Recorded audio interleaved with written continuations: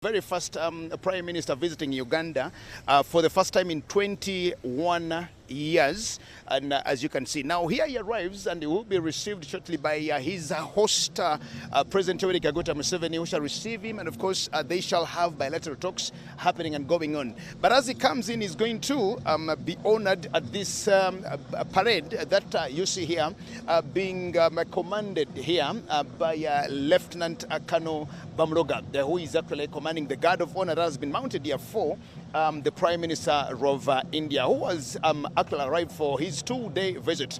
Now, as he comes in here, lots of things will be happening, and of course, as it continues to happen, he will also address close to 10,000 Indians who shall actually converge. That will be tomorrow, speaking to them before he actually flies out of the country, as you can continue to see. Now here comes, and he comes with a very high-powered delegation, which, of course, like my young brother here, Blair, just talked to us about business. Now, you know, when we talk about India, much more of our relationships actually is economical. We relate a lot in terms of economics, and of course we do feel and think that the coming here of President Prime Minister Modi is actually a blessing to this country that we've seen, of course, where Indians have continued to excel in actually doing businesses with the wananchi. Now, a number of things will happen today, as you can see. The two leaders here are coming on. It's really very interesting that he comes to Uganda for the very first time. After 21 years. But we also need to remember that his former Vice President, Hamidi Ansari, was here 1.5 years ago, still, and was hosted at State House here for a full-day visit.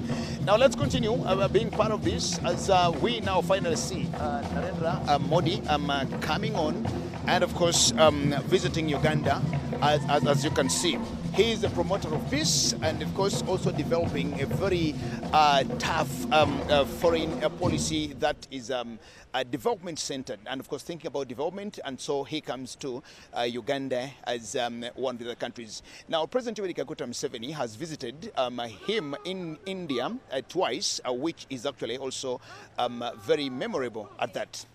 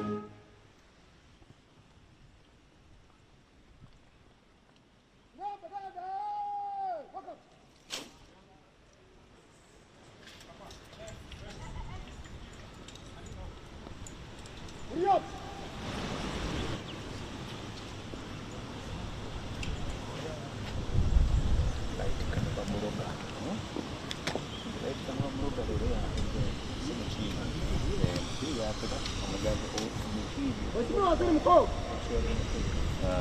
Ulinzi ya heshima ilipo mbele yako, umeunda kwa heshima yako na jeshi ya ulinzi wa wananchi wa Uganda. Unajipanga kwa vikonde viwili, unasimama kwa mistari miwili tayari kwa kabuti yako. Mheshimiwa Waziri Mkuu.